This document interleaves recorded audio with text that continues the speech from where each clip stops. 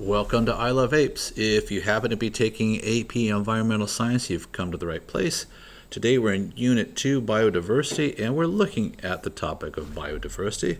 So let's go ahead and jump into it. So I'd like to start off by saying that as humans, we inherently value diversity. I mean, think about cars. There's all these different cars in the world, but I want you to imagine this. What if you lived in a world where every car looked the same?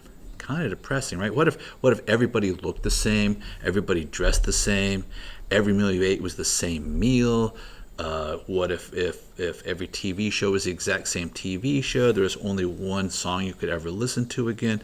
You see where I'm going with this? It'd be pretty awful, right? So diversity is something that we just naturally value. Well, biodiversity is something that we should also naturally value. And in fact, we do, but we often don't think about it. So what is biodiversity? Biodiversity is basically the variability among living things on Earth. And birds display it beautifully, right? There's so many different kinds of birds out there.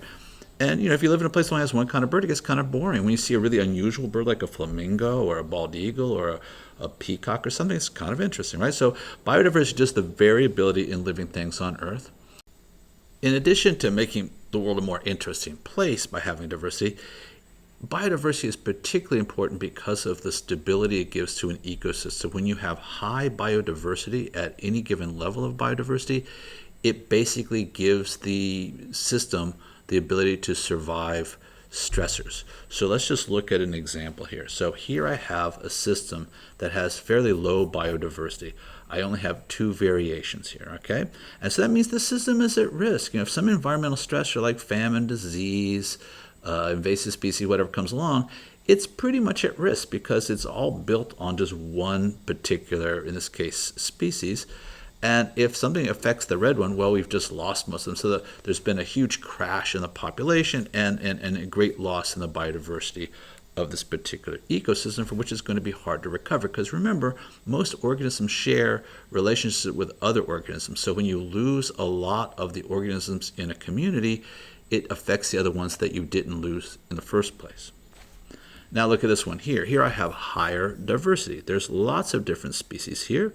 And so that means the system is better able to cope with these stressors. So if something comes and kills off the red one, well, there's still a lot of other organisms left. And the web of interdependencies between these is going to be less affected than it was over here. So that's the basic idea. We value biodiversity because it gives resiliency to ecosystems. Now, biodiversity exists at three different levels. So it can exist at the genetic level, at a species level, which is usually what most people think of when they think of biodiversity, but also at an ecosystem level. So we're going to look at each of these in turn and see what the implications are. As I'm sure you probably remember from biology, a gene is basically an inheritable segment of DNA that codes for a particular protein, and that in turn can express itself as a particular trait in an organism. So, for example, let's just say hair color. So there is a particular section of DNA that codes for the proteins that gives your hair a specific color. So we call that a gene. But an allele is what I want to talk about more today. An allele is a variation of the gene. So yes, I have a gene for hair color, but there's an allele that says what that color is.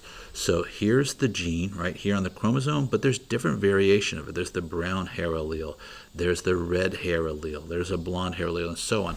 So these alleles are what give genetic diversity to an organism and leads to people having diversity of looks about them, which again is something that we find appealing, but also has this ability to give resilience to a species. Imagine if there was some sort of disease that only struck people with blonde hair. Well, in a country like the United States where there's lots of different alleles for hair color, people are going to be fine. But you go to a Scandinavian country where everyone has blonde hair, and if there's a disease that affects blonde hair people, there's going to be a larger impact on that ecosystem.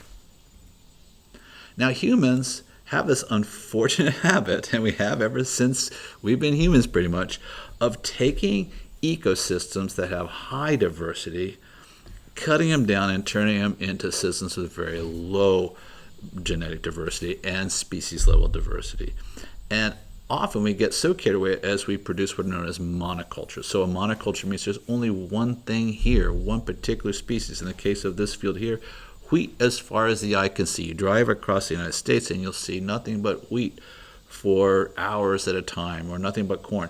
So we have this tendency to raise monocultures, but these really have the problem associated with low biodiversity, because if some disease or pest comes along, it can cause great havoc in a situation like that. And a classic case of that is the Irish Potato Famine, which you've probably heard of, but maybe you don't remember completely, so I just want to remind you, because it is quite a cautionary tale regarding biodiversity and monocultures. So basically, in the 1500s, the potato was introduced to Ireland, I believe from the Americas.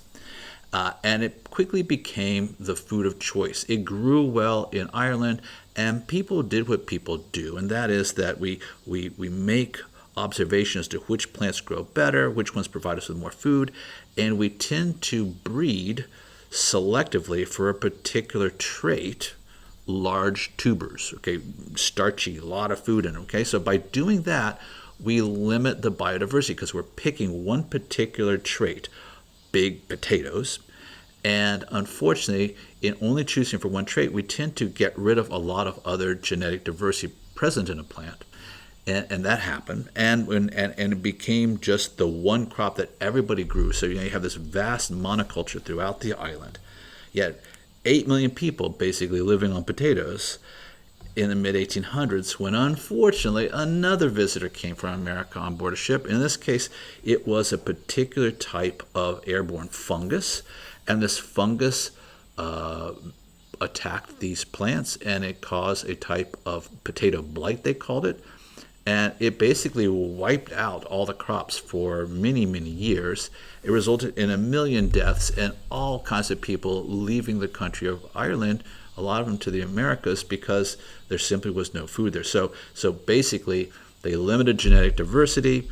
They ended up with a monoculture, and it did not do well when faced with an ecological stressor.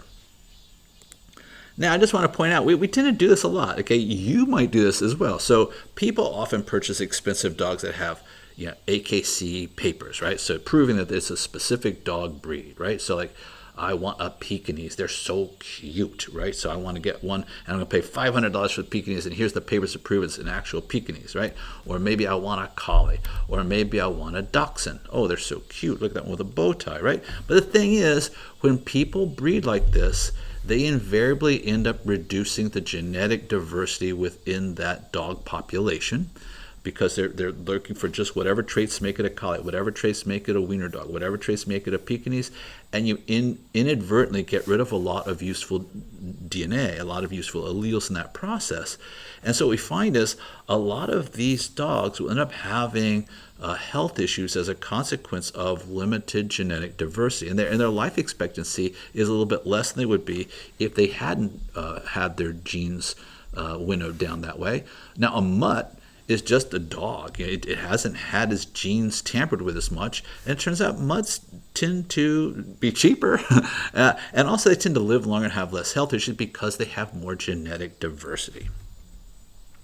Now, another thing that humans do, again, is when we take down a forest, we replant. And we say, hey, don't be mad at me. Yes, in Washington State, you see this all the time. This is big signs. Hey, I know I chopped down the trees, but I replanted, didn't I? Yeah, but if you replant as a monoculture, then you've got this problem again, right? So you have just one kind of tree species here, and if something comes along, like say a bark beetle that can infest this one type of tree, well, then you lose all of the trees, right? So anytime you have limited diversity, whether it's on a genetic level or in this case a species level, you run the risk of systemic collapse if some stressor, disease, fire, drought comes along. Now, in the rainforests of Sumatra and Borneo, and I've had the good fortune to travel to these places, they support a lot of really interesting, rich biodiversity. I'm talking super rich, right? So we're talking about there's 15,000 different plant species. Yes, somebody counted. 580 bird species. Oh, you better believe there's people who count bird species. I mean, I like birds, but not quite that much. But anyway, bird species are a thing that people like to pay attention to. 200 mammal species. And I've seen these orangutans, and they're amazing. I've seen tigers, so they're not in Borneo. So these animals are appealing to us, but they need a lot of rich habitat that's high in biodiversity in order to survive. And this is the Sumatran rhino, woolly rhino. But here's the thing. Throughout Southeast Asia, in Sumatra, in Borneo, there is this crop that people have found called palm oil. They use it, hate to say this, if you're a cosmetic user, it's mostly for making cosmetics. And the idea is it's so profitable that people come in and they will chop down, and I like this picture because you see the dividing line, they chop down this beautiful primary, highly biodiverse rainforest, and they plant this monoculture where there's essentially no biodiversity. So of course, by doing this, you greatly limit the amount of all those animals I talked about in the previous slide. They just can't live here. There's this interdependent web of life here, that everything counts on everything. And the things they count on just aren't present here, so they can't live. So let's wrap this up by talking about ecosystem level biodiversity. And that's not usually what people think of when they think of biodiversity, but let's talk about it. So I have these two islands. I have island A and island B. And what I've done is this. I've said, well, island A is a little geographically more diverse, and as a consequence, it is ecologically more diverse. So it's got pine forests, grasslands, deserts, wetlands, rainforests, seasonal forests, salt marsh. It's got so many different ecosystems that are present, so many different habitats that are present. But island B is just all pine forest. Now it has biodiversity here, but there's really no and there could be the biodiversity in that pine forest could be quite high, but there's not a diversity of ecosystems. So let's just look at what could happen here. So let's just say some invasive bark beetle shows up on these islands and it kills pine forests. And these things exist, by the way. So if I look at island A and island B, in both cases, the pine forest was decimated by this bug. Well, what are the consequences of this? Well, if I look at island B, the consequence is pretty extreme. There's basically nothing left. So remember I said there's this interdependent web between all these organisms? Well, you take out the main primary producer, and if there's nothing else there, this whole ecosystem is going to collapse because everything counts on everything, and one of the things they count on is pine trees. This island here is going to have an ecological collapse. It will rebound, and we'll talk about this in this unit. We'll talk about how ecosystems rebound from these problems, but it's going to take a long time, thousands of years. Let's look at island A. Well, island A was more ecosystem diverse. So yes, we lost this one here. And the thing is, there's a lot of organisms that we're counting on it, but those same organisms can also count on some of these other ecosystems to support them. So although there will be some loss of species as a result of this, it'll be much less because this interdependent web of life can access these other ecosystems to some degree, and that just allows it to be more robust when faced with ecological stressors, like in this case, the invasion of this bark beetle. Hey, thanks for watching. Listen, if you found this video to be useful at all, I would appreciate if you go ahead and give it a like. If there's something you want to tell me, some kind of feedback or some video you'd like me to make, go ahead and put that in the comment section for me. Be sure to check the description below. I often post the PDF of the document that I use, also practice problems and so on that can help you do better on your AP test. And of course, you know what's coming. More than anything else, what I really need you to do is hit that subscribe button.